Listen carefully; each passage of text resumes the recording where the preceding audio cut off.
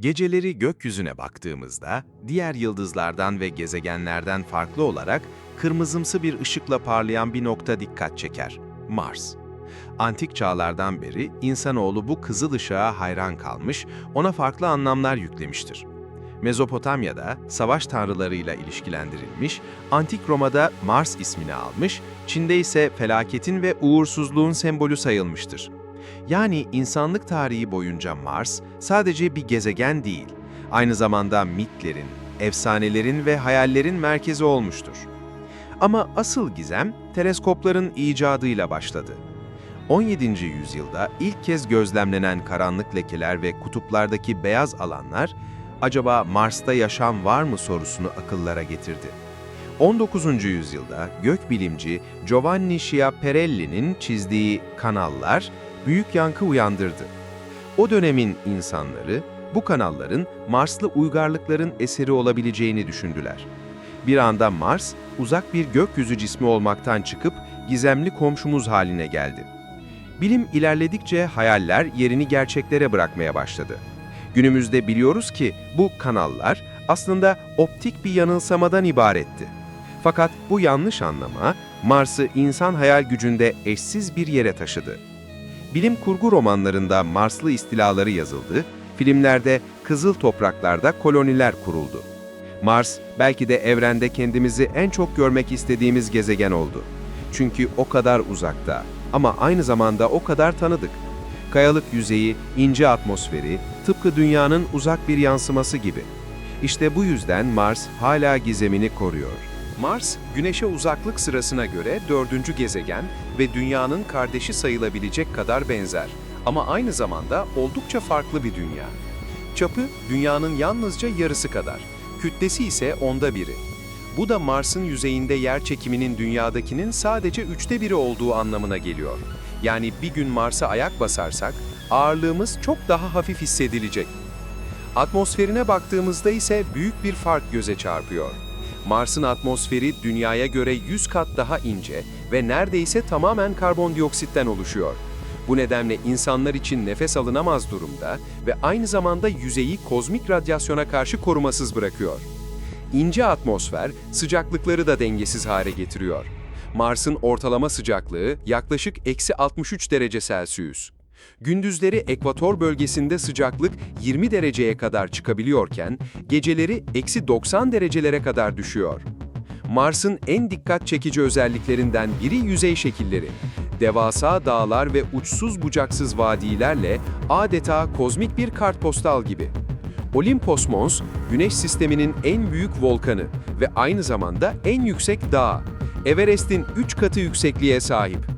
Valles Marineris adı verilen devasa vadi sistemi ise 4000 kilometre uzunluğunda. Yani neredeyse Amerika kıtasını boydan boya kaplayacak kadar büyük. Kutup bölgelerinde ise su buzu ve donmuş karbondioksitten oluşan kalın buz tabakaları var. Bu buzullar, Mars'ın geçmişinde çok daha sıcak ve nemli dönemler yaşadığının kanıtı niteliğinde. Yani Mars sadece soğuk ve ölü bir gezegen değil, üzerinde geçmişin izlerini barındıran bir zaman kapsülü gibi. Mars'ın yüzeyine baktığımızda aslında milyarlarca yıllık bir geçmişin izlerini görebiliyoruz. Yüzeyindeki her krater, her dağ ve her vadi bize gezegenin nasıl bir evrim geçirdiğini anlatıyor. Yaklaşık 4 milyar yıl önce Mars, bugün gördüğümüzden çok daha aktif bir gezegendi. Yoğun volkanik patlamalar, lav akıntıları ve çarpışmalarla şekillenen bu dönem, Mars'ın tarihindeki en hareketli çağlardan biriydi. Bu dönemin en görkemli tanığı, dev volkan Olympus Mons'tur. Yalnızca Mars'ın değil, tüm Güneş sisteminin en yüksek dağı olan bu volkan, dünyadaki tüm yanardağlardan kat kat büyüktür. Yüksekliği 21 kilometreyi buluyor ve taban genişliği neredeyse Fransa'nın yüz ölçümüne eşit. Bu büyüklük, Mars'ın daha düşük yerçekimi ve daha ince tektonik hareketleri sayesinde mümkün olmuştur. Bir başka çarpıcı oluşumsa Valles Marineris. Bu devasa yarık, gezegenin yüzeyini baştan başa kat eden 4000 kilometre uzunluğunda ve 7 kilometre derinliğinde dev bir vadi sistemidir. Bilim insanları bunun tektonik çatlaklar ve su erozyonuyla oluştuğunu düşünüyor. Yani Mars'ın yüzeyi bir zamanlar yalnızca volkanlarla değil, aynı zamanda suyun gücüyle de şekillenmiş olabilir. Kraterlerse Mars'ın geçmişine dair başka ipuçları verir. Asteroid ve kuyruklu yıldız çarpmaları yüzeyde izler bırakmış ve bu çarpışmalar gezegenin atmosferini incelterek bugünkü soğuk ve kuru haline katkıda bulunmuştur. Bugün gördüğümüz Mars, aslında bir zamanların hareketli ve dinamik dünyasının sessiz bir kalıntısıdır. Kayalık yüzeyi, geçmişin büyük olaylarının izlerini taşır ve bizlere şu soruyu sordurur. Eğer Mars bir zamanlar bu kadar aktif değilse, orada yaşam da mümkün olmuş olabilir mi? Mars denildiğinde akla gelen en büyük sorulardan biri şudur: orada hiç yaşam oldu mu? Bu sorunun yanıtını bulmak için bilim insanları öncelikle suyun izlerini araştırıyor. Çünkü bildiğimiz kadarıyla yaşamın en temel koşulu sudur. Mars'ın yüzeyine baktığımızda kurumuş nehir yataklarına ve deltaları andıran yapılarla karşılaşıyoruz. Bu izler, milyarlarca yıl önce Mars'ın yüzeyinde göllerin ve hatta okyanusların bulunduğunu gösteriyor. Radarlarla yapılan araştırmalar, kutupların altında kalın buz tabakalarının saklandığını kanıtladı. Hatta bazı veriler, yüzeyin altında tuzlu su gölcüklerinin olabileceğini işaret ediyor. Bugün Mars'ın yüzeyi oldukça soğuk ve kuru. İnce atmosferi yüzünden sıvı su uzun süre kalamıyor. Hızla buharlaşıyor ya da donuyor. Ancak geçmişte atmosfer çok daha yoğundu ve iklim suyun uzun süreli akışına izin veriyordu. Bu da Mars'ın mikrobiyal yaşam için uygun bir ortama sahip olabileceğini düşündürüyor. Curiosity ve Perseverance gibi gezginler, yüzeydeki kaya örneklerinde organik moleküllere rastladı. Bu moleküller tek başına yaşamın kanıtı değil, ancak onun için gerekli yapı taşlarının var olabileceğini gösteriyor. Ayrıca metan gazı ölçümleri, bugün bile yer altında mikrobiyal faaliyetlerin olabileceği ihtimalini gündeme taşıyor. Eğer Mars'ta bir zamanlar yaşam olduysa, muhtemelen küçük, mikroskopik ve dayanıklı canlılar şeklindeydi. Belki de bu canlıların izleri hala toprağın derinliklerinde saklıdır. İşte bu yüzden Mars araştırmaları, yalnızca bir gezegen keşfi değil, aynı zamanda evrende yalnız olup olmadığımızı anlamak için yapılan en büyük yolculuktur. Mars, insanlığın en çok merak ettiği gök cisimlerinden biri olduğu için uzay araştırmalarında özel bir yere sahip. 1960'lardan itibaren birçok ülke Mars'a ulaşmak için sayısız deneme yaptı. İlk adımlar genellikle başarısızlıkla sonuçlandı. Fakat bu çabalar insanoğlunun azmini durdurmadı. 1976'da NASA'nın Viking 1 ve Viking 2 araçları Mars yüzeyine başarıyla iniş yapan ilk görevler oldu. Bu araçlar Mars'ın ilk yüksek çözünürlüklü fotoğraflarını dünyaya gönderdi ve yaşam arayışına dair ilk deneyleri gerçekleştirdi. Viking görevleri yaşam bulamadı ama Mars'ın incelenebilir bir gezegen olduğunu kanıtladı. 2000'li yıllar Mars keşiflerinde yeni bir dönem açtı. Spirit ve Opportunity adlı gezginler yıllarca Mars'ın yüzeyinde dolaştı. Özellikle Opportunity, planlanan görev süresini onlarca kat aşarak 15 yıl boyunca veri topladı. Bu araçlar, geçmişte Mars'ta sıvı suyun bulunduğuna dair güçlü kanıtlar sundu. 2012'de Curiosity, dev bir laboratuvar gibi Mars yüzeyine indi. Çektiği fotoğraflar, yaptığı kaya analizleri ve organik molekül bulguları Mars'ın bilimsel sırlarını biraz daha açığa çıkardı. Onun ardından gelen Perseverance ise yalnızca jeolojiyle ilgilenmiyor. Aynı zamanda geçmiş yaşam izlerini arıyor ve topladığı örnekleri gelecekte dünyaya getirmek üzere saklıyor. Yanındaki küçük helikopter Ingenuity, başka bir gezegen üzerinde yapılan ilk uçuşu gerçekleştirerek tarihe geçti.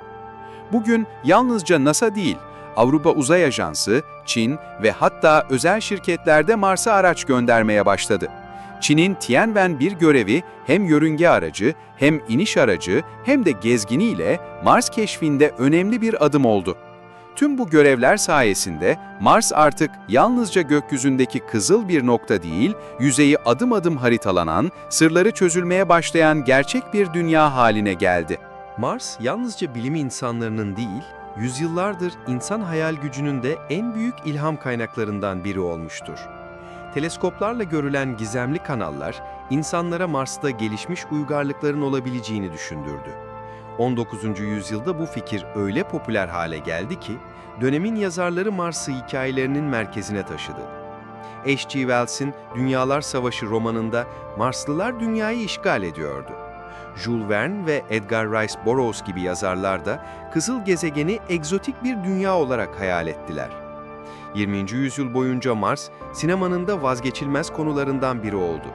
Marslı istilaları, kızıl gezegende koloniler ya da uzaylı medeniyetlerle karşılaşmalar popüler kültürün ayrılmaz bir parçasına dönüştü.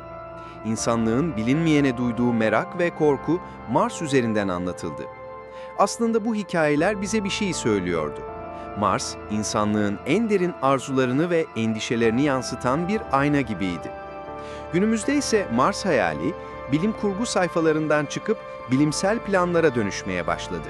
NASA'nın 2030'lu yıllarda Mars'a insan göndermeyi hedeflemesi, Çin'in uzun vadeli planları ve en çok da Elon Musk'ın SpaceX projesi bu hayali yeniden gündemin en ön sıralarına taşıdı. Musk'ın Mars'ta bir şehir kurma vizyonu milyonlarca insanın ilgisini çekti ve tartışmalara yol açtı. Mars artık yalnızca uzak bir hayal değil. İnsanlık, teknolojisiyle oraya gerçekten ulaşmaya hazırlanıyor. Ancak bu hayalin ardında yatan şey aslında çok daha derin. Bizler evrende yalnız olup olmadığımızı, başka dünyalarda da var olabileceğimizi kanıtlamak istiyoruz. Mars bu yüzden sadece bir gezegen değil, aynı zamanda insanlığın geleceğe dair en büyük sınavlarından biri. Bugün Mars artık yalnızca teleskoplardan izlenen uzak bir dünya değil, insanlığın geleceğini şekillendirebilecek gerçek bir hedef. NASA 2030'lu yıllarda ilk insanlı Mars görevini planlıyor. Çin kendi astronotlarını göndermeyi hedefliyor. SpaceX ise Mars'ta kalıcı koloniler kurmayı hayal ediyor. Bu planlar kulağa bilim kurgu gibi gelse de hızla gelişen teknoloji sayesinde her geçen gün daha gerçekçi hale geliyor. Mars'ta yaşam kurmak ise büyük bir meydan okuma. İnce atmosfer, düşük yerçekimi, ölümcül radyasyon ve aşırı sıcaklık farkları orada hayatta kalmayı zorlaştırıyor. Ancak bilim insanları, kapalı yaşam alanları, Mars toprağında bitki yetiştirme projeleri ve yeraltı sığınakları üzerinde çalışıyor. Belki de gelecekte ilk Mars şehirleri buzullara yakın bölgelerde kurulacak ve insanlık burada kendi ikinci evini inşa edecek. Peki Mars gerçekten bizim ikinci yuvamız olabilir mi? Bu soru hala cevapsız. Ama kesin olan bir şey var. Mars'a gidiş yolculuğu yalnızca yeni bir gezegen keşfetmek değil, aynı zamanda insanlığın sınırlarını yeniden tanımlamak olacak. Belki de torunlarımız gökyüzüne baktığında orada insanlar yaşıyor diyecek. Ve işte bu yüzden Mars sadece bir bilim hedefi değil, aynı zamanda bir umut sembolüdür. Eğer bu yolculuk sana da ilham verdiyse ve uzayın gizemlerini birlikte keşfetmek istiyorsan kanalıma abone olmayı unutma.